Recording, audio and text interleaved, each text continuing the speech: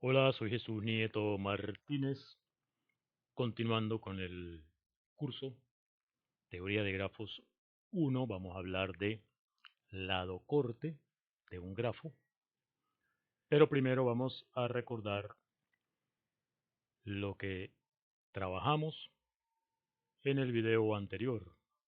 Definimos paseos en un grafo, definimos recorrido como paseos que no repiten lados. Demostramos que si existe un paseo de un vértice X a un vértice Y, entonces existe un camino del vértice X al vértice Y. Definimos lo que son componentes de un grafo. Las componentes son clases de equivalencia con respecto a la relación de estar conectados los vértices. Las clases de equivalencia se llaman componentes y las componentes resultan ser subgrafos conexos maximales en el grafo dado. Analizamos algunos lados de los grafos. Vimos que al eliminar algunos de los lados, puede ser que se incremente la cantidad de componentes que tiene el grafo, o puede ser que no. Para aquellos lados cuya propiedad es esa en la que se incrementa la cantidad de componentes, si tú eliminas el lado, eso es lo que se llama un lado corte y es lo que vamos a retomar en el video de hoy. Estamos diciendo entonces que un lado corte es un lado del grafo en el que ocurre lo siguiente. Si la cantidad de componentes de el grafo que resulta de quitarle ese lado a G y este número es mayor que la cantidad de componentes que tiene el grafo G. Decimos entonces en ese caso que es un lado corte del grafo G. Muy bien, eso es lo que vamos a trabajar hoy. Déjame limpiar esto aquí. Borramos, borramos, borramos. Muy bien. Supongamos que nuestro grafo tiene n vértices. Vamos a considerar G, un grafo que tiene n vértices. El caso extremo, en cuanto a conexidad se refiere, en el que el grafo no tiene lados, es decir, E de G, la cantidad de lados que tiene el grafo es 0. ¿Cuántas componentes tiene? La cantidad de componentes. En el caso en que tenemos n vértices, si no hay lados, cada vértice conforma una componente. Entonces, en ese caso, la cantidad de componentes es igual a la cantidad de vértices. Es el caso extremo. Si no hay lados y el grafo tiene n vértices, entonces hay n componentes. ¿Qué ocurre a medida que obtenemos un grafo con cada vez más lados? Si yo a un grafo que no tiene lados le agrego un lado, en este caso extremo, la cantidad de componentes disminuye. Mientras más lados tiene el grafo, es menos probable que haya muchas componentes. Es decir, la cantidad de componentes va disminuyendo a medida que va aumentando la cantidad de lados. ¿En cuánto disminuye la cantidad de componentes? En 1 o podría ser en 0. Supongamos que nuestro grafo tiene estas dos componentes. Si yo le agrego este lado, disminuye la cantidad de componentes en 1. Pero si le agrego, perdón, vamos a rehacer. Si le agrego este lado, la cantidad de componentes permanece igual, sigue siendo 2. Entonces, ¿qué es lo que ocurre cada vez que uno agrega un lado? Cada vez que agregas un lado, vamos a decir aquí que agregar un lado al gráfico, al grafo, agregar un lado a G, disminuye.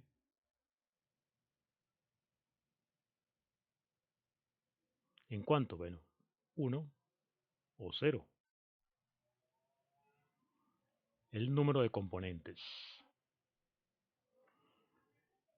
Bueno, entonces, ¿qué sucede si el grafo tiene, por ejemplo, K lados? Entonces, ¿qué sucede con el número de componentes? Bueno, si son K, teniendo en cuenta el análisis anterior, va a tener por lo menos n-k componentes. Esa sería nuestra conclusión acá. Vamos a escribirlo acá como una conclusión. Si quieres, vamos a limpiar esto. Esto ya lo entendimos. Vamos a enunciarlo como un teorema, si tú quieres. Teorema. Si tienes un grafo que tiene, bueno, con esta hipótesis, la cantidad de vértices del grafo es n, supongamos eso. Supongamos que la cantidad de lados es k. Entonces, bajo esas condiciones, el número de componentes de G es por lo menos n-k. Eso es lo que podemos concluir a partir del análisis que acabamos de hacer. Incrementar el número de componentes, incrementar el número de lados disminuye la cantidad de componentes que tiene el grafo. Entonces, bueno, ya sabemos lo que es un lado corte. Aquí tenemos un ejemplo. Este ejemplo es del libro que estamos utilizando, el libro de West, de Introducción a la Teoría de Grafos. ¿Cuáles son los lados corte en este grafo? Fíjate que este grafo tiene 1, 2 y 3 componentes. ¿Cuáles son los lados cortes? Si yo elimino, por ejemplo, este lado, me queda este vértice y este en componentes distintas. Aumenta la cantidad de componentes, así que un lado corte es el lado QR. Ese es un lado corte. Si yo quito este, no le pasa nada a esta componente, es decir, no se rompe. Igual si quito este, o este, o este, o este. En cambio, si quito este, me va a quedar este vértice separado de esta componente. De manera que W también es un lado corte. Y lo mismo ocurre con XY. Si yo quito esto, queda separado X. O si quito esto, queda separado Z. De manera que tanto XY como YZ son lados corte. Cada uno de estos lados son lados corte en este grafo. ¿Qué podemos decir con respecto a los vértices? Si quito este vértice, va a quedar este vértice solo, pero sigue siendo una sola componente.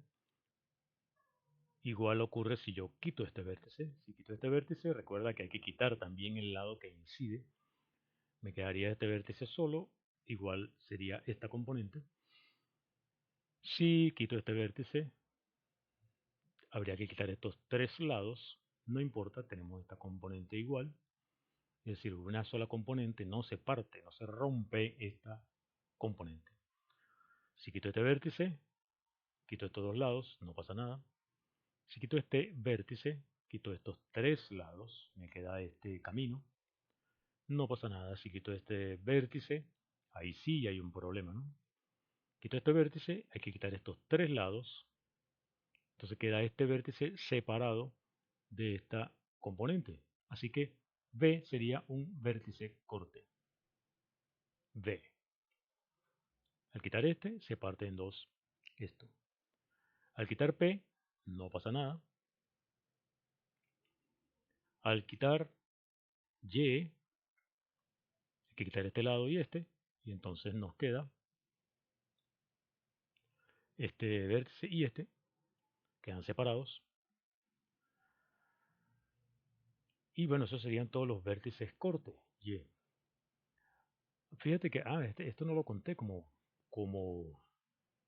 componentes. Yo dije que había una, dos y tres componentes, pero en realidad son cuatro, porque esta también es una componente.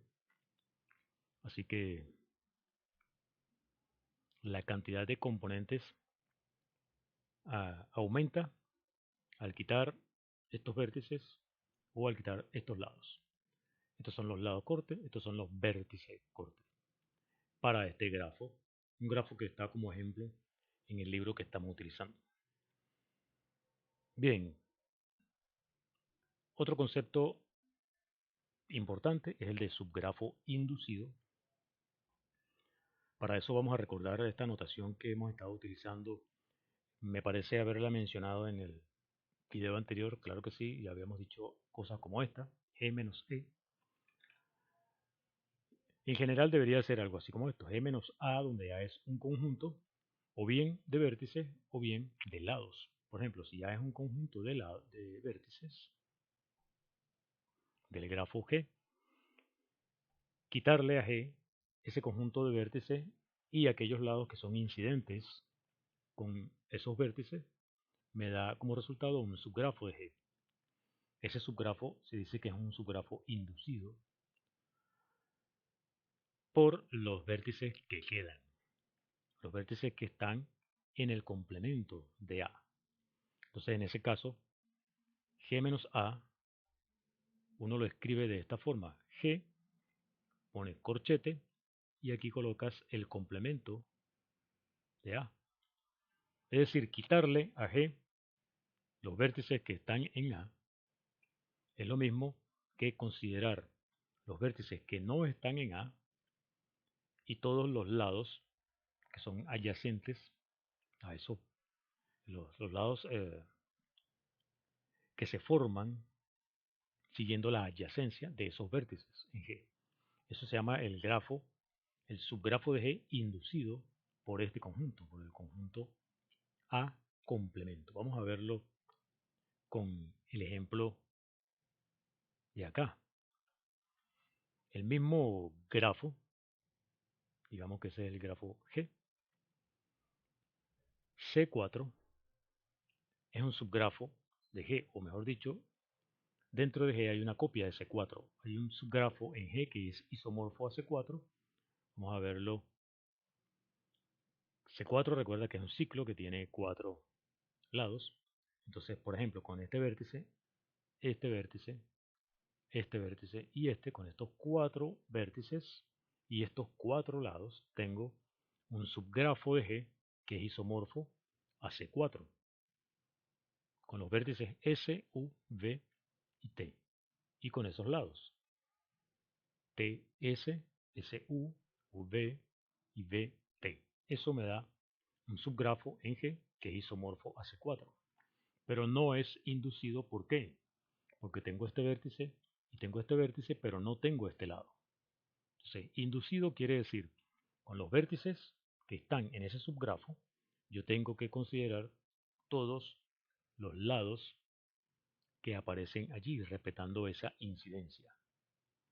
Si este vértice aparece en el grafo y este vértice también, entonces este lado tiene que aparecer para poder considerar el subgrafo como inducido. De manera que C4 es un subgrafo de G, pero no es inducido, no aparece este lado.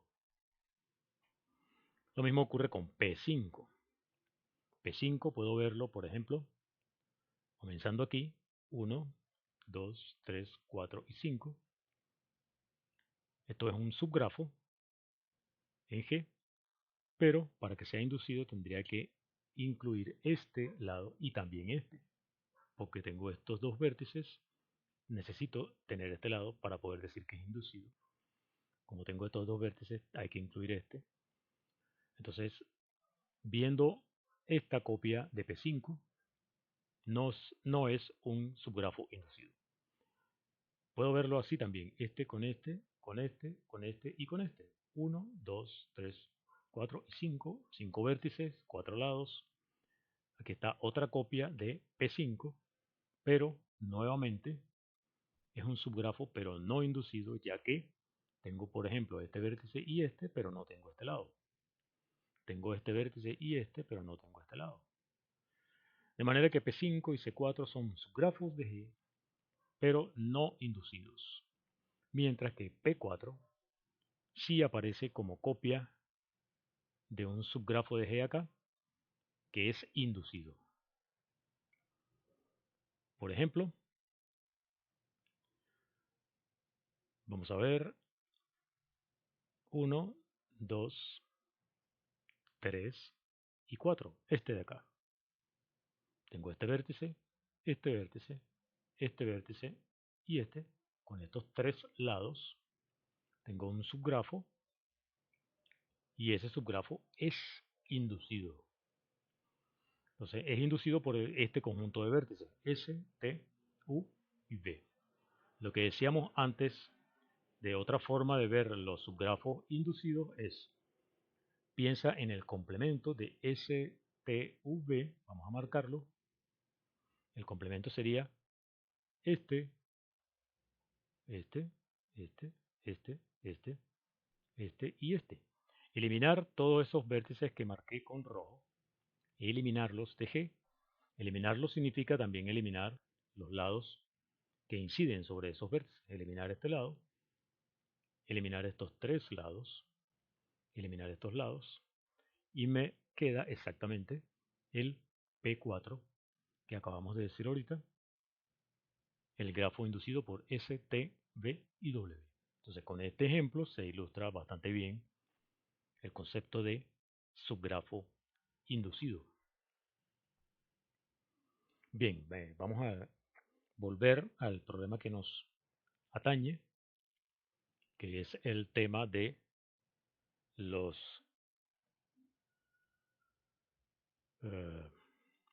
la conexidad de, del grafo y los lados corte. Vamos a caracterizar, recuerda que queremos caracterizar lados corte y habíamos dicho que eso estaba relacionado con los ciclos. Entonces, vamos a comenzar suponiendo que el grafo es conexo. Fijamos un lado cualquiera en E de G y nos preguntamos, ¿qué sucede si al eliminar E del grafo G resulta todavía en un grafo conexo? Recuerda que si G es conexo, la cantidad de componentes es una. Si E es un lado que tiene la propiedad de que al eliminarlo de G, el grafo sigue siendo conexo, es decir, la cantidad de componentes sigue siendo 1, o sea, no disminuye, no aumenta, perdón, la cantidad de componentes, entonces E no es un lado corte. O sea, esto es equivalente a decir que E no es lado corte del grafo G. Si al eliminarlo de G, si el grafo sigue siendo conexo, eso significa que la cantidad de componentes no se altera, no aumenta la cantidad de componentes, por lo tanto, no es un lado corte de G. Entonces son dos maneras equivalentes de decir que E, siendo G un grafo conexo, de decir que E no es un lado corte es equivalente a decir que G menos E es conexo.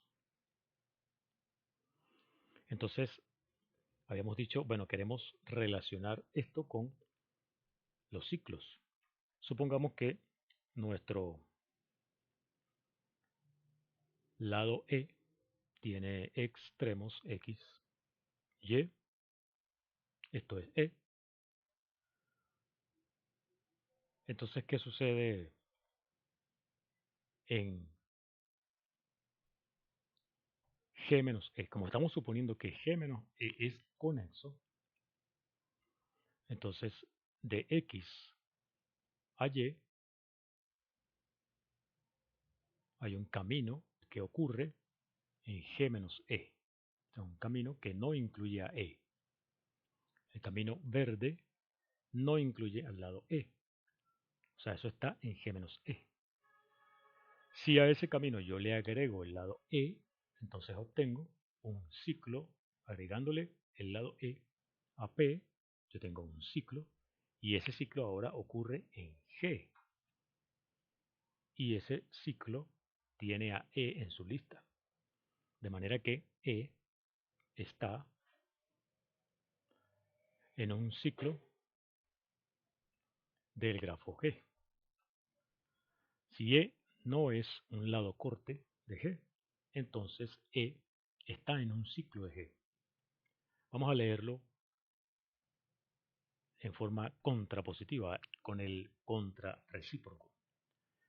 Si E no está en ningún ciclo de G, entonces E es un lado corte de G. ¿Te das cuenta? Vamos a copiar acá esa conclusión. Si E no está en ningún ciclo del grafo G, entonces E es un lado corte.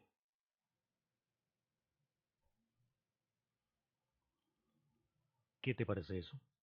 Si E no está en ningún ciclo de G, entonces es un lado corte. Claro, estamos suponiendo G conexo, ¿de acuerdo? Dado un grafo conexo, si E no está en ningún ciclo de G, entonces E es un lado corte de G. Como matemáticos que somos, tenemos que preguntarnos por el recíproco. ¿Será verdad que si E es un lado corte de G, entonces no está en ningún ciclo de G? Eso es equivalente a la otra implicación acá. Si E está en algún ciclo de G, será cierto que E no es un lado corte, o lo que es lo mismo, ya que vimos esta equivalencia acá. ¿Será verdad que esto implica que G menos E es conexo? Esa es otra manera de verlo. Vamos a verlo de esa manera. Vamos a suponer que E está en un ciclo de G y vamos a obtener a partir de eso que G menos E es conexo. Supongamos entonces que E está en un ciclo de G. Supongamos que E está en un ciclo de G. ¿Ok? Queremos ver que G menos E es conexo. O sea que cada vez que tú elijas A y B, un par de vértices en G menos E, ahí existe un camino que va de A a B y ese camino ocurre en G menos E. Camino que no contiene a E, ese camino está en G y va de A B. Esa es la meta, encontrar un camino de esa forma. Entonces vamos a verlo gráficamente. Digamos que aquí tenemos nuestro A, aquí tenemos nuestro B. Ya sabemos que como G, recuerda que estamos suponiendo G conexo. Estamos suponiendo que G es conexo y tenemos A y B vértices en G menos E, por lo tanto también están en G. Quiere decir que existe un camino P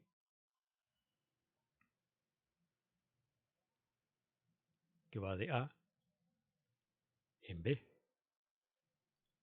de A hasta B, perdón. Este P va de A hasta B. Pero esto ocurre en G. Claro, puede ser que por aquí aparezca nuestro E. Puede ser que E esté aquí. Claro, si no está, si E no está en esta lista, si E no está en el camino P, quiere decir que ese camino ocurre en G menos E y estaríamos listos. Dados dos vértices de G menos E, encontramos un camino que no tiene a E, o sea, un camino que ocurre en G menos E. Así que si E no es ninguno de los lados, estaríamos listos.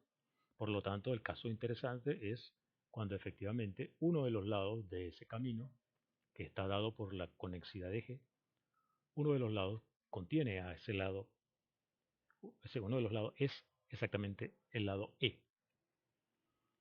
Vamos a suponer que los extremos de ese lado E son X, Y. Recuerda que también estamos suponiendo que E está en un ciclo de G. Este lado forma parte de un ciclo. Significa que tenemos esta parte, vamos a pintarlo de azul, esto, quizá esto por aquí, hasta aquí, y luego se separa, pero entonces vuelve hasta que contiene nuestro lado E. Esto que estoy pintando de azul es el ciclo C. Esto vale por hipótesis. El lado E está en algún ciclo de G. Ocurre algo como esto. Entonces, fíjate lo que nos está dando esto acá. En primer lugar, tenemos A conectado con X. A conectado con X. De aquí a aquí. Tenemos X conectado con Y por el mismo E. Tenemos X conectado con Y.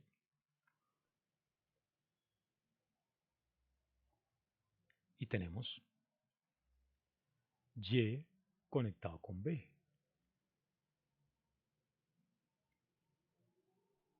Pero claro, esto ocurre en E.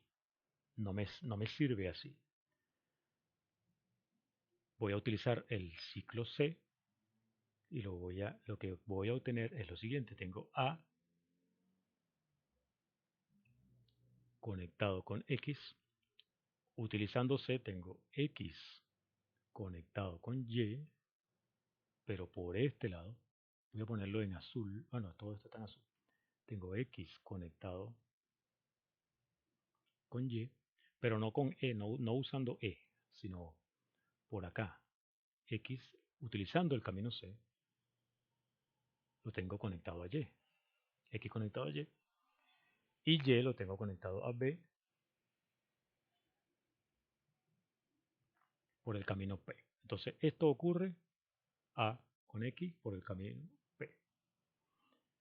X con Y con el ciclo C y Y con B ocurre también con P. Muy bien, entonces recuerda que la relación de estar conectados es transitiva. Si A con X, X con Y y Y con B, entonces A con B. A conectado con B. Y todo esto ocurrió, nosotros evitamos E porque hicimos este recorrido por aquí, nos fuimos por aquí y nos fuimos por aquí. Evitamos E. Todo eso ocurrió en, todo esto ocurrió en G sin pasar por E. O sea, conseguimos un camino P', el camino dado por esto, utilizando aquel teorema en el que, recuerda que esta conexión nos da un paseo desde A hasta B, pero si hay un paseo desde A hasta B, hay un camino desde A hasta B, ese camino P', que en este gráfico sería así, por aquí, camino desde A hasta B. Y eso vale para cualquier par de vértices arbitrarios que estén en G sin E. Eso muestra que G menos E es conexo, que esa era nuestra meta. Si E está en algún ciclo de G, entonces G menos E es conexo. O lo que es lo mismo, E no es un lado corte. Viéndolo por el conte recíproco tendríamos esto. E no está en ningún ciclo de G. Es equivalente a decir que E es un lado corte de G. Esto si suponemos que G es conexo. Pero ¿qué pasa en general? En general, si tú tienes un grafo G, si no es conexo significa que tiene sus componentes, digamos que tiene varias componentes. Entonces el análisis tú lo puedes hacer en cada componente, que es un grafo conexo. Si tú en una componente eliminas un lado, eliminar o no ese lado en esa componente no afecta a las otras componentes, de manera que ese razonamiento que hicimos para grafos conexos lo aplicamos a cada una de las componentes, a la componente que tenga al lado que estemos considerando y vale el resultado. Es decir, que podemos enunciarlo en general. Supongamos que G, vamos a poner esto como un teorema, que era el objetivo del video de hoy. Supongamos que G es un grafo en general, no necesariamente conexo. G es un grafo. E es un lado de ese grafo G. Entonces, lo que hemos hecho es la siguiente caracterización. E es lado corte. E es lado corte de G. Equivale a que E no está en ningún ciclo de G. Eso es el resultado que obtuvimos en el trabajo de hoy. En un grafo cualquiera, dado un lado, ese lado es un lado corte de ese grafo. Si y solo si ese lado no está en ningún ciclo de G.